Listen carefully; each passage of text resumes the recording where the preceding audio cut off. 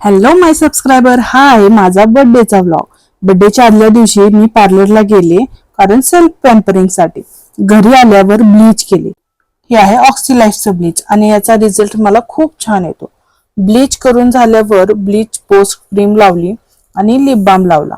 आता रात्री मज्जा अशी झाली, 12 वाजता केक कट करायचा होता, पण कायराला झोप येत होती म्हणून 11 वाजताच केक कट केला।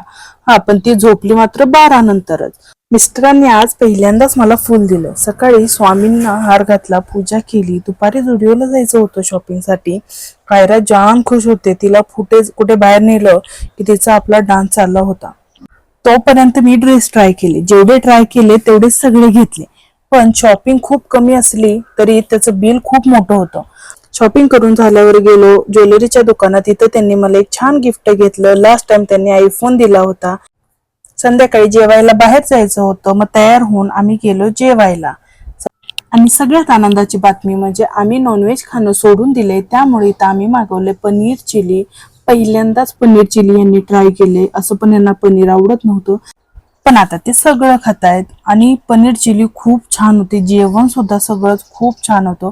तुम्हाला माझ्या रिएक्शन वरून तर समजलंच असेल।